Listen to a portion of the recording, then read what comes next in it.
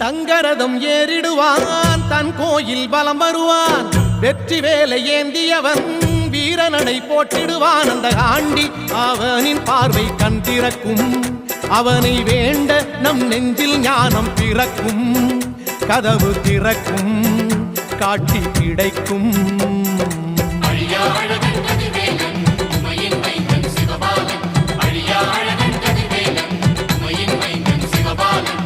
Thaipusam வந்ததையா Thaipusam வந்ததையா